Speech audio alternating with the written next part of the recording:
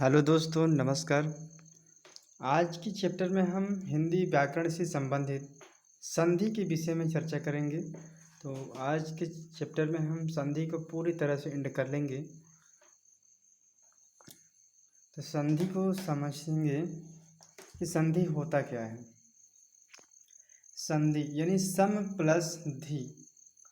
संधि का अर्थ होता है, इसका शब्द होता है मेल, यानी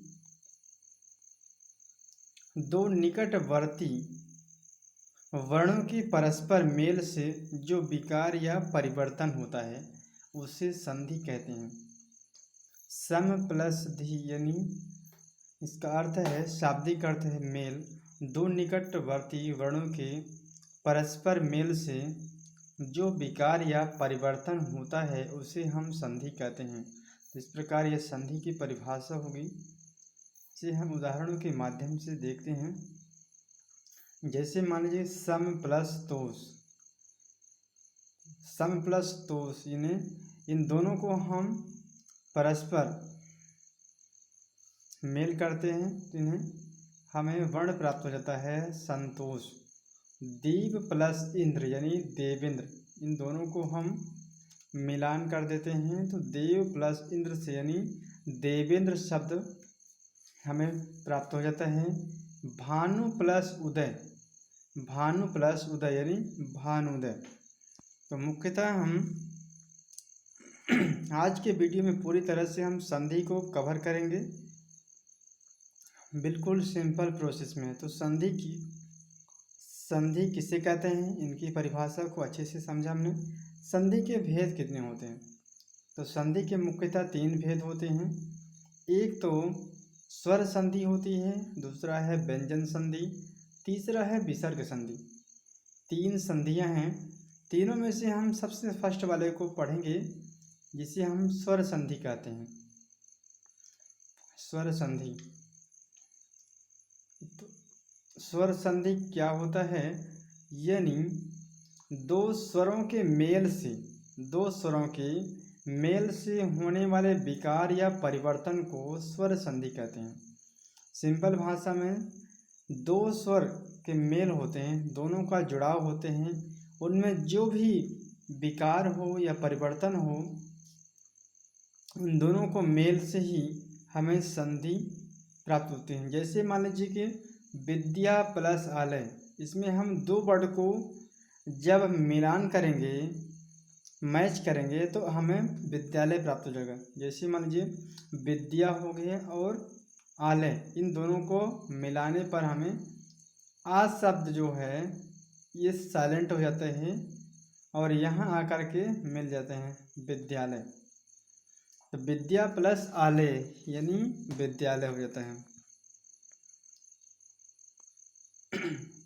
तो संधि में हमने देखा कि मुख्यतः तीन संधियाँ होती हैं। एक तो स्वर संधि, व्यंजन संधि और विसर्ग संधि। इसके बाद स्वर संधि के भी 5 भेद होते हैं। 5 प्रकार के संधियाँ होती हैं। पहला हमारा जाता है दीर्घ संधि, इसके बाद दूसरा है गुण संधि, तीसरा है वृद्धि संधि, चौथा है यण संधि और पांचवा है आयात संधि।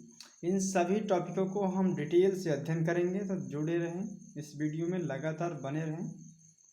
अंत तक वीडियो को देखना है, तभी आप लोगों को क्लियर समझ में आ गया। और इन पूरे कॉन्सेप्ट को यदि आप समझ जाते हैं तो हिंदी में संधि को अलग से रटने की जरूरत नहीं पड़ेगी बिल्कुल। दीर्घ संधि क्या होती है, आइए हम समझते हैं कि दीर्घ संधि होता क्या है। जब लघु या दीर्घ आ ई उ री, यहाँ पर जो यल है इसे यल शब्द है तो इसे हम रिली कहते हैं। ऐसे इस प्रकार के हैं। पीपीटी बनाते समय ये नहीं आता है, इस कारण हम लिख कर बताते हैं। जब लघु या दीर्घ आ ई उ री की उपरांत लघु या दीर्घ समान स्वर आते हैं, तो दोनों के स्थान पर दीर्घ हो जाते हैं। यानी कहने का अर्थ यह है कि एक छोटा होगा और एक बड़ा होगा, इन दोनों का जब हम मिलान करते हैं तो दोनों के मिलाने पर ये बड़ा शब्द बनता है, उससे ही हम दीर्घ दीर्घ ज़्यादा रटने की ज़रूरत नहीं है। दीर्घ मतलब बड़ा ही होता है, दीर्घ बड़ा ही होता है। तो जैसे मान लीजिए एग्जाम्पल से हम समझते हैं कि आ और आ यानी छोटा आ प्लस छोटा आ, इन दोनों को यदि हम मिलाते हैं तो बड़ा आ प्राप्त होती है, यानी दीर्घ प्राप्त हो जाते हैं। इस प्रकार हम धर्म प्लस अर्थ, धर्म प्लस अर्थ को हम दोनों को जब हम मिलान करेंगे तो हमें धर्मार्थ यहाँ शब्द प्राप्त होगी। चलिए एक बार फिर समझते हैं कि दीर्घ संधि क्या होती है। जब लघु या दीर्घ आ ई उ री के उपरांत लघु या दीर्घ समान स्वर आते हैं तो दोनों के स्थान पर दीर्घ हो जाता है, यानी बड़ा शब्द हो जाता है। तो एग्जाम्पल से समझते हैं कि आ प्लस आ बराबर बड़ा आ बनता है, तो धर्म प्लस अर्थ बराबर धर्मार्थ हो जाता है। यहाँ पर छोटा में आ प्लस बड़ा आ मिलाते हैं तो यहाँ पर भी बड़ा आ प्राप्त होगी। तो हीम प्लस आलय, इस कॉन्सेप्ट को समझिए कि छोटा आ है और बड़ा है। तो यहाँ पर हमने एग्जाम्पल क्या लग गया, छोटा आ में ही छोटी है यम, यानी हीम प्लस आलय, आलय में बड़ा आ की मात्रा लगी है। इस प्रकार हमारा ये बन जाता है हिमालय। आ प्लस बड़ा मिल करके बड़ा आ बनता है। जिस प्रकार पुस्तक प्लस आलय, पुस्तक प्लस आलय यानी पुस्तकालय, पुस्तकालय हो जाएगी।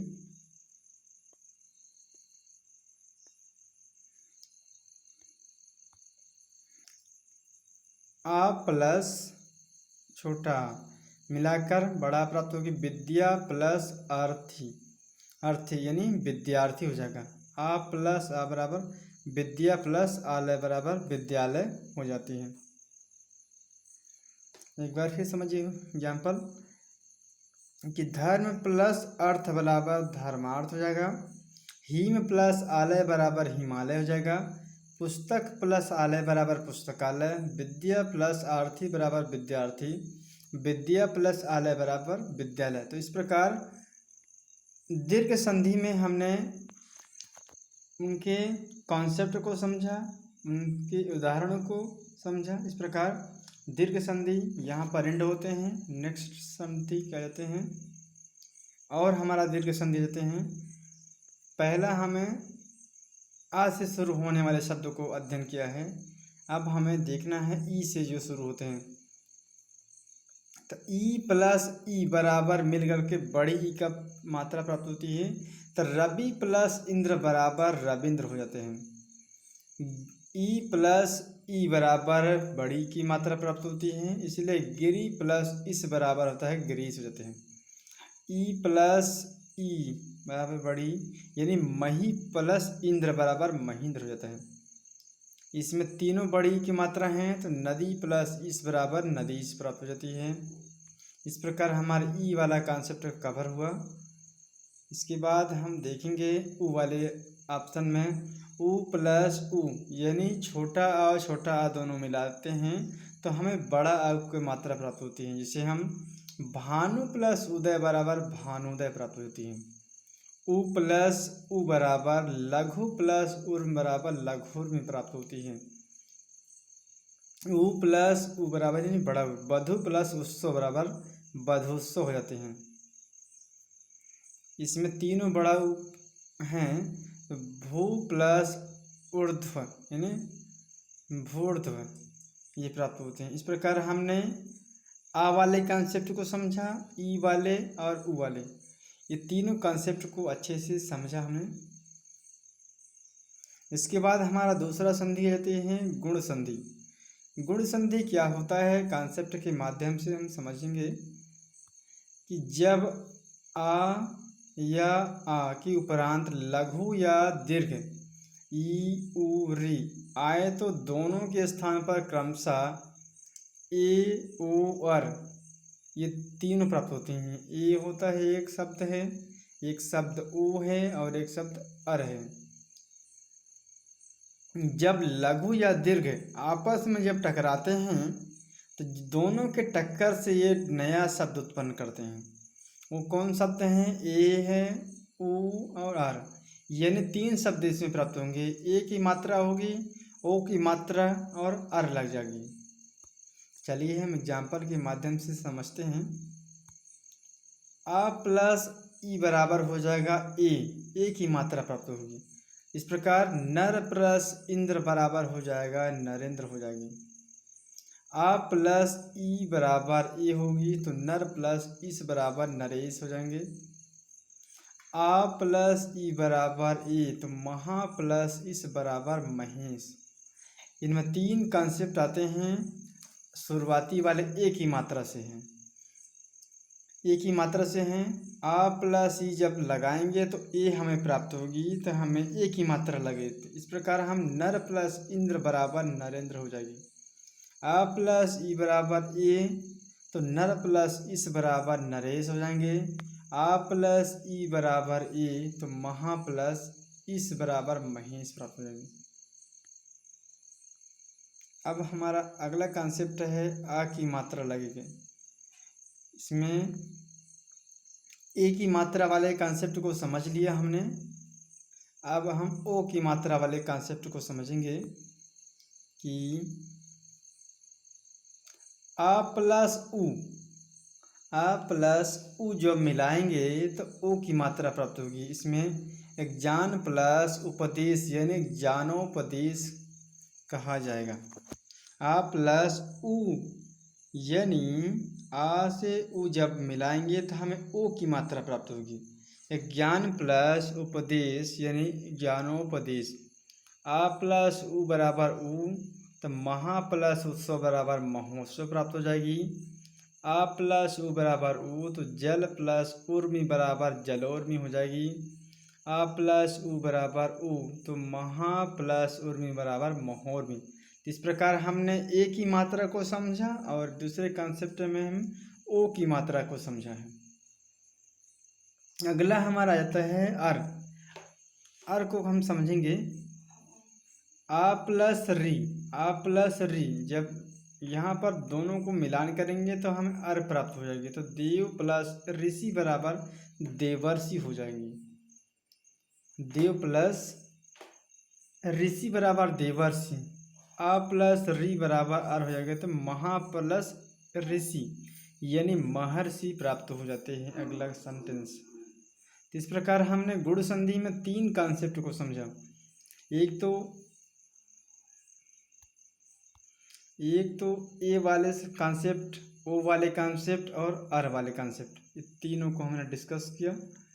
नेक्स्ट हमारा आ जाता है कौन सी संधि है। अगला संधि हमारा जाता है गुण संधि। गुण संधि को कॉन्सेप्ट क्या है कि जब लघु या दीर्घ आ के उपरांत ए ऐ ओ हो तो ए और ऐ के स्थान पर ऐ हो जाते हैं और औ की जगह पर औ हो जाती है। कहने का अर्थ यह है कि जब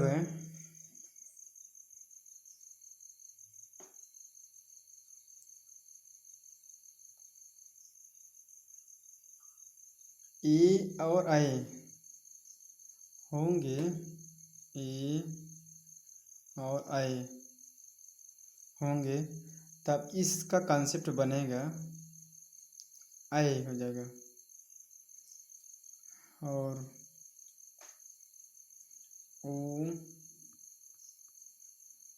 और औ ये मात्रा जब लगेंगी तब हमें औ की कॉन्सेप्ट मिलेगी। तो मुख्यतः वृद्धि संधि में हम देख रहे हैं कि हमारा दो कॉन्सेप्ट यहाँ से बनता है। एक तो ऐ की मात्रा इसमें लगेगी और दूसरा हमारा औ की मात्रा। ये हमारा दो कॉन्सेप्ट यहाँ से निकल करके बनती है। तो जब लघु या दीर्घ अ के उपरांत ए ऐ ओ होता है तो एक जगह पर हम ऐ का प्रयोग करेंगे और ओ तथा औ के स्थान पर हम औ की प्रयोग करेंगे। तो हमें इसमें से याद रखने वाली बात है कि ए ऐ और औ यानी दो मात्राओं की ज़रूरत हमें इस वृद्धि संधि के अंतर्गत देखने को मिलेगी। तो आ प्लस ए तो इसमें जब ये दोनों को मिलाएंगे तो हमें ऐ की मात्रा प्राप्त होगी। तो 1 + 1 बराबर इन दोनों को जोड़ते हैं तो हमें 1 प्राप्त होती है 1। अगला कंसेप्ट है कि आ प्लस ऐ जब मिलाएंगे तो हमें ऐ की मात्रा प्राप्त होगी। मत प्लस ऐक बराबर मतैक हो जाएगी। आ प्लस ए बराबर ऐ, सदा प्लस ए बराबर सदैव प्राप्त होगी।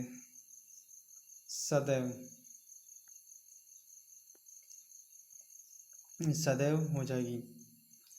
आ प्लस ऐ बराबर ऐ होगी तो महा प्लस ऐश्वर बराबर महेश्वर। तो इस वृद्धि संधि में हमें केवल दो ही कंसेप्ट हमें समझना है, एक तो ऐ की मात्रा लगाना है और औ की मात्रा लगाना है। इस एग्जाम्पल के माध्यम से 1 + 1 बराबर 1 हो जाएगी, मत प्लस ऐक बराबर मतैक हो जाएगी, सदा प्लस यो बराबर सदैव हो जाएगी, महा प्लस ऐश्वर बराबर महेश्वर हो जाएगी। इस प्रकार हमने वृद्धि संधि के अंतर्गत केवल दो ही कंसेप्ट है और इन दोनों कंसेप्ट को अच्छे से ध्यान में रखना आवश्यक है। अगला कंसेप्ट हमारा है औ की कंसेप्ट है। एक ही कंसेप्ट की चर्चा इस वीडियो में हमने कर लिया। अगला कंसेप्ट हमारा औ की है। तो जब हम आ प्लस ओ को जब मिलाएंगे तब हमें औ की मात्रा प्राप्त होगी। औ की मात्रा प्राप्त होगी तो वन प्लस औषधि बराबर बनौषध हो जाएगी। बनौषध हो जाएगी। आ प्लस ओ बराबर मिलाएंगे तो औ की मात्रा प्राप्त होगी। तो महा प्लस औषधि बराबर महौषधि हो जाएगी। महौषधि हो जाएगी। महौषध हो जाएगी। आ प्लस ओ बराबर औ हो जाएगी। वन प्लस औषध बराबर बनौषध हो जाएगी। आ प्लस ओ बराबर औ तो महा प्लस औषधि बराबर महौषध हो जाएगी। आ प्लस औ बराबर औ हो जाएगी। परम प्लस औषधि बराबर परमौषध हो जाएगी। परमौषध हो जाएगी।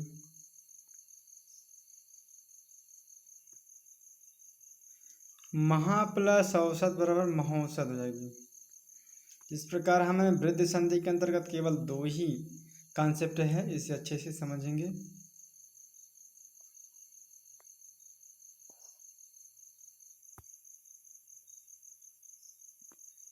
अगला संधि हमारा आ जाता है यण संधि। तो यण संधि में हम देखेंगे कि जब लघु या दीर्घ ई है, ऊ है, री है और री है के उपरांत कोई असमान स्वर जब आते हैं तो ई, ऊ, री के स्थान पर हमें केवल इस बात का ध्यान रखना है कि ये इस टॉपिक पर जब ई, ऊ, री के उपरांत या कोई असमान स्वर आते हैं तो ई, ऊ, री के स्थान पर हमें या, व, र, ला यानी 4 कॉन्सेप्ट को हमें अच्छे से ध्यान में रखना आवश्यक है। जब ये आते हैं तो हमें यण संधि होता है। एग्जाम्पल से हम समझेंगे कि ई प्लस आ बराबर या हो जाएगी। या प्लस आ यानी यदि प्लस अपि बराबर यद्यपि हो जाएगी। ई प्लस आ बराबर या प्लस आ यानी इति प्लस आदि बराबर इत्यादि हो जाएगी। ई प्लस आ बराबर या प्लस आ यानी नदी प्लस अर्पण यानी नद्यार्पण हो जाएगी। ई प्लस आ या प्लस आ हो जाएगी तो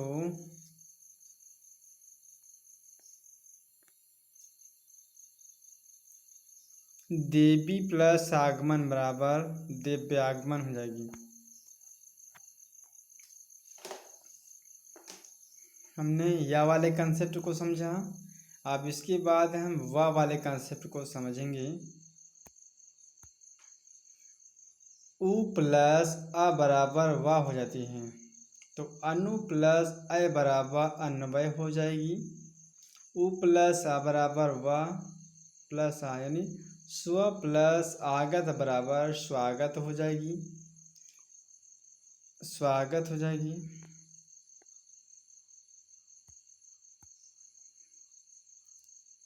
उ प्लस ए बराबर वा तो ए प्लस व प्लस ही अनु प्लस एषण बराबर अन्वेषण हो जाएंगे। री प्लस आ बराबर रा यह आ तो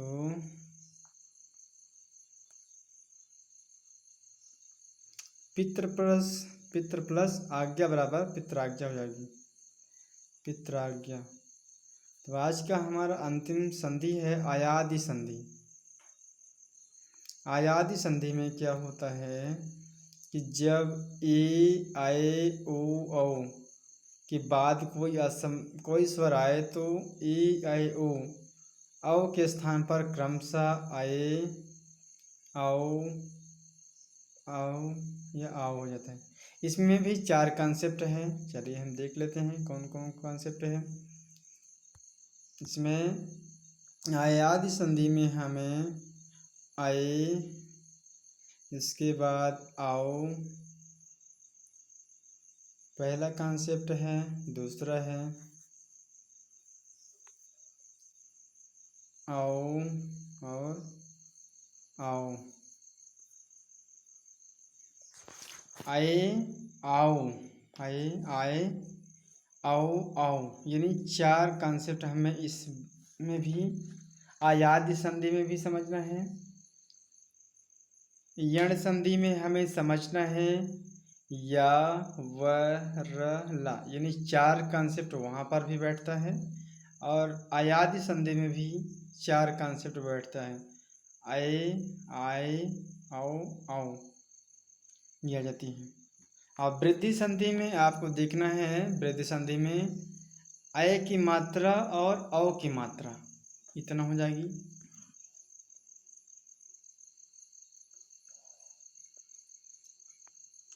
आयादि संधि को हम एग्जाम्पल के माध्यम से समझते हैं। ई प्लस आ बराबर आय हो जाएगी। गी प्लस अन बराबर सयन। ई अय प्लस आ बराबर आय। नैक प्लस अक बराबर नायक हो जाएगी। ओ प्लस आ बराबर औ हो जाएगी तो भो प्लस अन बराबर भवन हो जाएगी। औ प्लस आओ बराबर औ तो अक प्लस यहाँ पर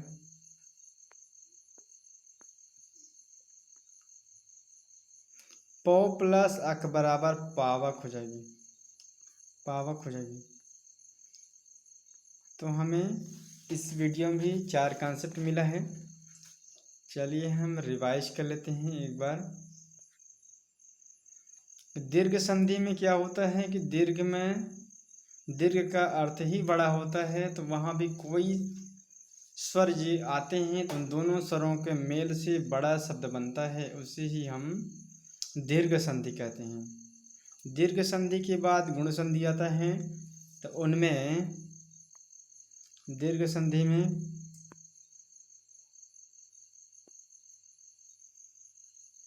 दीर्घ संधि के बाद गुण संधि, तो गुण संधि में जब ई उ री के स्थान पर दोनों में जब आते हैं तो गुण संधि में 3 कॉन्सेप्ट हैं। ए की मात्रा लगेगी, ओ की मात्रा लगेगी और औ की अर की मात्रा लगेगी। पहला कॉन्सेप्ट समझिए कि दीर्घ संधि में दीर्घ का अर्थ ही बड़ा होता है तो जब 2 शब्दों का मिलन होता है तो उसमें बड़ा शब्द बनता है, उससे हम दीर्घ कहते हैं। और गुण संधि में ई उ री के बाद हमें 3 कॉन्सेप्ट मिलती है, ए की मात्रा, ओ की मात्रा और अर की मात्रा मिलती हैं।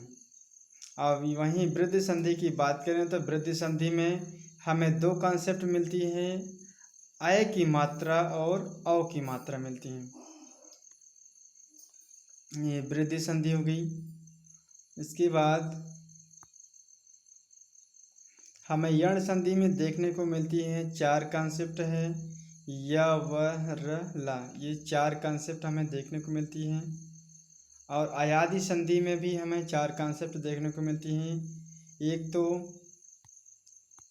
आय की मात्रा लगेगी, आओ आए, औ आओ, यानी पहला अक्षर में हमें मात्राएं जो कि छोटी लगेगी, इसके बाद बड़ा लगेगी, फिर छोटा, फिर बड़ा। इस प्रकार ये हमारे संधियां आज की वीडियो में हम कवर कर दिए हैं। फिर हम नेक्स्ट वीडियो में समास के विषय में चर्चा करेंगे। आज हमारा पूरी तरह से संधि के वाले वीडियो हम पूरी तरह से एंड कर दिए। फिर हम नेक्स्ट वीडियो मिलेंगे। तो इस वीडियो को बिल्कुल देखना ना भूलें। चलिए हम फिर नेक्स्ट वीडियो मिलेंगे। So thank you, all the best.